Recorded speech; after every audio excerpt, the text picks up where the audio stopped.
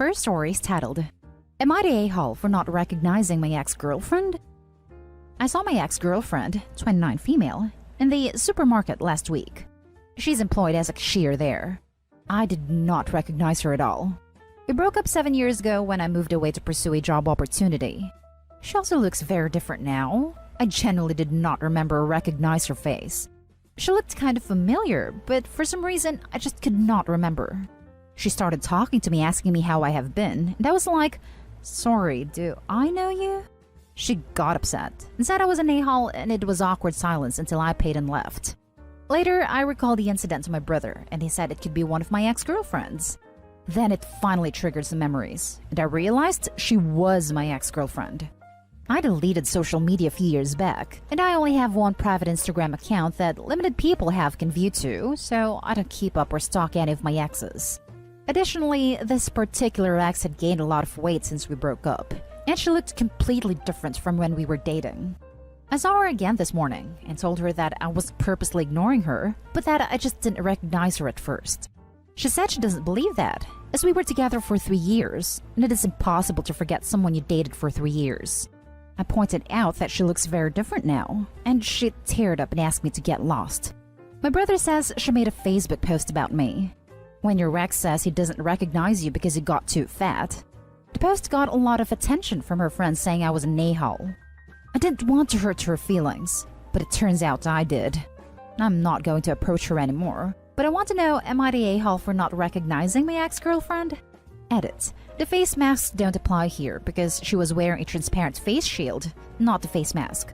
All the employees serving customers at the store were wearing face shields. I was wearing a face mask, but I have a distinctive scar near my eyebrow that makes it easier for people to recognize me. Now for the top comments. Did you accidentally insinuate that you couldn't recognize her because of her weight gain? I think she might just have some insecurities and problems she needs to work through. No matter what you said or how you said it, she would have come out upset. Not a hole. I came here to say this. As a person who struggled with body image for a long time, I can pretty much assure Opie that this is much more a reflection of her issues than his behavior. She's not happy about gaining weight. Most people aren't. And Opie confirmed she doesn't look like the same person anymore. Definitely not an a-hole. Agree, not an a-hole. Just wanted to paraphrase a quote I also saw. Sometimes you are the villain in someone else's story, even if you didn't mean to be. Not an a-hole. You never called her fat, and gaining or losing weight can really change the way someone looks. There was probably nothing you could have done or said to make the situation better after the initial incident, because she's insecure about her weight gain. Best to just move on and not worry about what's happening on social media. Pre-COVID times, I ran into an ex in another country. Crazy small world. And he had no clue who I was. I had lost a significant amount of weight, chopped my hair off, got tattoos. I thought it was hilarious, and I gave him so much crap in a joking way. We got up. I met his fiancée, and then we parted amicably and with a funny story. Part of me expects to someday run into them again, and I will 100% pretend to not recognize them. Yeah, I said she looks so different now compared to when we were dating. I never directly said she gained weight or got fat. My brother says her social media is full of self-hating posts. I feel kind of bad thinking I might have contributed to that. No a-holes here. It's unfortunate and embarrassing. I feel really bad for her. It sounds like she's really sensitive about her weight gain. She's allowed to feel embarrassed and hurt over this. You don't owe her anything, and even apologized. Info: how many exes do you have, and how was the breakup with this one? The breakup was amicable. I wanted to relocate for a job opportunity, and she wanted to stay, so we broke up. We didn't feel like we could commit to a long-distance relationship. Now for the next story. Am I the a-hole for telling my sister about what her husband sent me 12 days after I lost my son? Me and my husband lost our baby boy, stillbirth, 12 days ago. It gets increasingly hard for us every day, and we're trying our best to remain calm and surround ourselves with our loved ones who support us during these times. Me and my sister are very close. Very close, and we used to spend the majority of our time together. That is, until we both settled down and got married, although she still visits and calls. She's been very supportive and understanding, although my brother-in-law, her husband, tends to be mean and make hurtful comments about me and my husband. My brother-in-law is younger than my husband. He always tries to dictate how my family treat each other and demands to be involved in everything, no matter how big or small. I've distanced myself from him, but I kept in contact with my sister. Throughout my pregnancy, he kept acting strange and making fun of everything my husband and I said about our baby. My sister is currently pregnant. I didn't know that because she didn't tell me, seeing that we're in the middle of grieving, and she probably hasn't found the right time yet. Yesterday, I got mail sent from my brother-in-law. I was confused since we don't talk at all. I opened the envelope to find a copy of a pregnancy test that belongs to my sister with a small note with the words, "I'm so sorry for yours and your husband's loss," handwritten. I was shocked, dumbfounded. I was mad, so mad. This is how I learned that my sister is pregnant for the first time. My husband saw it and he was livid. So we went to see my family and I told my sister what happened. She was upset, but immediately left the house. My mother, father, and older sister were sitting with us, and they argued with me saying I shouldn't have told my sister because I might have just caused a huge issue, and I should have just thrown the mail away and ignored him. My mom freaked out and said that brother-in-law is a jerk, but being petty isn't the answer. She asked if I want my sister to resent my brother-in-law just because we both don't get along. My husband and I got into an argument with her. My dad saw where we're coming from, but said I shouldn't have told her. They themselves didn't know about the pregnancy. They said that my brother-in-law would have told the entire family if he had bad intentions. We left the house after the argument. My mom kept berating me, saying I'm now responsible for whatever happens with my sister. I stopped taking their calls to think about it, and it's terrible. My husband and I decided to go no contact to regain our strength. I don't know if I'll be able to talk to my sister to see what happened with her. My mom keeps trying to call to guilt me about the situation. If your sister's marriage depends on everyone hiding her husband's true personality from her, then it's a mess either way. You're not an a-hole, but your entire family, minus sis with terrible husband, sure is. This hit the nail on the head for me. If I received a letter from a brother-in-law, I would assume it also came from my sister. Since I'm closer to my sisters than I am with their husbands, I would broach the subject with my sister. Opie did nothing wrong bringing it up with her sister. And if she didn't know before how much of an a-hole her husband was, she definitely does now. Seems like she's got some decisions to make before the baby comes. This whole just ignored hate mail crap is infuriating. If my wife had been sent something this freaking malicious, I'd probably be checked for rabies due to the foam coming out of my mouth. Not an a-hole. Christ. Your brother-in-law went out of his way to try to be hurtful to you and your husband. He knew what he was doing, and your sister had a right to know what type of man she married. This wasn't a simple pregnancy announcement. He went out of his way to send you the used tests. Who does that? I'm so sorry for your loss, and for this awful attack that was made on you. Exactly. Her family saying that brother-in-law would have told the entire family if he had bad intentions makes no sense. Him only telling her sister who just lost a baby is the bad intention. He made sure she and her husband knew, but not the rest of the family. That was clearly malicious intent to go out of his way and hurt the sister and her husband. He's incredibly awful, and they needed to know that. But they seem like they're the type of family that would sit on things and not deal with them because they don't want to face anything which causes the victim to be hurt further and the person with bad intent to keep getting away with things. Just sweeping things under the carpet, enabling abusers. 100% not an a-hole. Not an a-hole. Your brother-in-law sounds psychotic. There was no need to send you their pregnancy test. That's some abhorrent crap right there. Anyone saying you've caused drama needs a wake-up call. Your brother-in-law caused the issue when he decided to be a sicko. I am so dreadfully sorry for your loss. I'm sending you lots of love and light. I hope you'll be okay. Next story is titled, Am I the a-hole for telling my husband that his behavior is completely inappropriate? My husband's mother has never liked me, and she was witchy from day one.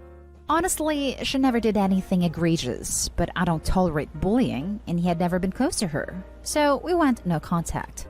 We still had a relationship with father-in-law and one sister-in-law, though mother-in-law's other daughter chose not to have a relationship with us. I could tell for a while that it was bothering father-in-law. He was very withdrawn at our wedding.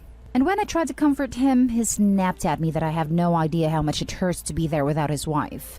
Mother-in-law almost died over the summer due to a freak accident in a friend's boat. She was in a coma for a couple of days and has had to do physical therapy. Father-in-law called us when she got home and said he can't see us anymore. Because when he was looking at her in a coma, he couldn't live with the fact that he hangs out with people who hate her. And he can't play both sides anymore. My husband got very upset and asked him to reconsider. But father-in-law said from now on they are a package deal, and if we can't respect her, he can't see us. My husband has been devastated, and I've been trying to help him work through it, but he has gone to their house multiple times to talk to his dad. Father-in-law will not see him unless he apologizes to his mom, though mother-in-law said that she doesn't want to see him and doesn't want an apology. The last time dear husband went over there, the sister-in-law we're estranged with called the cops. I sat down with him recently, and we had a serious conversation about how it isn't okay. I said that he needs to respect his dad's boundaries. He can't trespass, and he can't force a relationship. I told him point blank that his actions were completely inappropriate. He is now mad at me for not having empathy, and said that was a robotic response, and he can't lose his dad. Edit for some of the stuff she did. She would not eat my cooking, and clung to father-in-law's arm whining that she was hungry. She was constantly making jokes about my outfits, and my husband must really love me to put up with her frumpiness. When father-in-law bought her things, she would literally be like, "I got something and you didn't." She made jokes about spending all of father-in-law's money because she didn't want us to get any when they died, including sending my husband a picture of a hotel room full of shopping bags and saying, "Your inheritance." She tried to hijack her daughter's wedding and make it a party for herself. She whined and talked in baby talk constantly, because father-in-law thought it was cute. She kept giving me marital advice when she had been asked to stop, and then said I was doing marriage wrong because my husband doesn't baby me. She sprayed me with a hose while she was watering her dog, and then just laughed and would not apologize, and said I should get a sense of humor.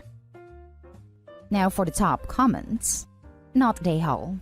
Doesn't he understand the concept of no? His parents are telling him no. He needs to respect it and work through his feelings on his own, without repeatedly bothering two traumatized people. The husband doesn't want to lose both of his parents. I do, however, think that his parents are both a-holes. No a-holes here. Your response is logical and he is emotional. You're right, but he's going through a lot. Both the mother-in-law and father-in-law sound like a-holes though. They're pinning this all on you too, rather than accepting that the mother-in-law is just at fault, based on what's provided, for the schism. Can you give some more specific examples of how she treated you? How did you respond? On the face, I agree with you, but it sounds like Opie's leaving a ton out. Going no contact with a mother-in-law simply because they don't get along seems pretty extreme. I would be with you, except for she was witchy to me and honestly never did anything egregious. Almost every mother-in-law is witchy, and we'll put up with that. There are entire threads about mother-in-law from hell with sound reasons to go no contact.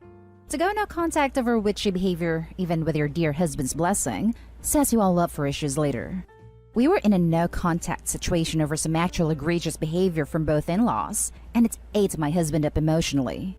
They are his parents, and I realized if it was perceived that I caused a rift, even though it was joint, he would resent me. While no contact was healthier for me, it was not for him, and therefore not healthy for us. Over time, this may lead to resentment, especially if something happens to his dad and he has not spent time with him. You may become the monster in all of this, because it is easier to blame and lash out at you than directing his guilt and anger evenly. Perhaps seeking a professional marriage counselor with some individual sessions will help you both to navigate this and come through stronger with a way for him to reconnect in some sort of way. There are no a-holes here, yet, but not comprehending the grief your husband is carrying and having empathy would put the title on you. Now for the last story. Am I the a-hole for telling my son he can't live with his dad? My son, 13, I will call him Ray, recently started asking to live with his dad. I currently have full custody and his father, I will call him Adam, is behind $50,000 plus in child support. Relevant to know, he moves around and takes jobs off the books, if he even has a job. I, 30 female, have a steady job, a house where he has his own room, live within a great school district, and provided solely for him his entire life. Adam and I split when he was a baby, and he made communicating hell. He denied it was his son and wanted a DNA test. Spoiler, Ray was his. Adam was deplorable towards me and blamed me for all the terrible things in his life. It got to the point where I had to get a restraining order. I knew Ray deserved a relationship with Adam despite how he treated me. I knew he wouldn't hurt him or mistreat him. Unfortunately, it was open season for me, so Ray got an earful of horrible words about his mother. I never once said a terrible thing about Adam and wouldn't let anyone around us say anything if Ray was around. I let them spend time together and build a relationship. I can't communicate with Adam, so I go through a family member for pickup and drop-offs. I've tried to go through him, but he doesn't allow it. Recently, Ray has gotten into gaming, and he plays with Adam, and I think that's where this all started. Also, my husband and I recently had a baby. Now back to Adam. He doesn't have a steady job, lives with his mom, recently got a DUI and possession, lives in a not-so-good school district, and has no car. If he were to live there, he wouldn't have his own room, and wouldn't be able to do some of the extracurricular activities he does when he is with me. So Ray asked me if he could live with his dad. I was upset, but took some time before I responded because I didn't want to let my emotions make my response sour. I asked why, and he couldn't give me an answer. When I was able to talk to him about it, I told him simply that unfortunately that couldn't happen. I didn't go into too many details. I'm not sure how much I should tell him at 14, and I didn't want him to get more upset with me. He asked a few times, and I tell him the same thing. Am I the a-hole for not talking to him more about him staying with his dad and just shutting it down? Edited to add, he is in therapy, but he hates it. It seems to be starting to help him some. I did bring up some concerns about his dad negatively talking about me to the therapist without my son there, and the therapist point blank asked him, and he said that's not impacting our relationship. Not sure how true it was since I was in the room. He is starting to see all the good things we do for him, and is starting to be more grateful, but still thinks the grass is greener over there. Also, his dad has a toddler, which is in a similar situation with their mother having custody. I have in the past brought up that his dad doesn't live in the best part of town, and we have agreed to have him go over more. All he has to do is ask, or have his dad ask through the family member I'm in contact with. Problem is, neither have asked. I bring it up to elicit a response and get a maybe from him and a definite from the family member. Problem is that's getting exhausting. He has started to go over a little more for more extended periods of time over school breaks, but said he wouldn't do schoolwork if he was there. So that means breaks are the only time he could spend extra time there. Not a-hole. This might be the time to be more open with him though, and explain your reasons. Just a blanket shutdown is going to lead to resentment. Edited to add, you don't have to tell your son everything, but you should be more honest. Tell him about having to switch schools, drop extracurriculars, or not having his own room. Since his dad's finances sound precarious at best, let him know that living with him may mean giving up some of the constants in his life that he's used to, since things like the internet can be shut off if it's not paid. He also probably won't have access to the clothes and tech and other stuff that he's likely used to. You could tell him at this point that there are some aspects of his dad you've been shielding him from, and that you'll tell him more if he wants to know when he's older. The kid is 13, not 5. It sounds like you helped put Adam on a pedestal, while allowing him to talk you down. The kid deserves most of the truth, even if he's not ready for the full truth. Not a-hole. And that's the end of this video, folks. As always, leave a comment and hit like and subscribe. And if you want more of this content, turn your notification on to get updated on the latest videos. And I'll catch you in the next one. Stay safe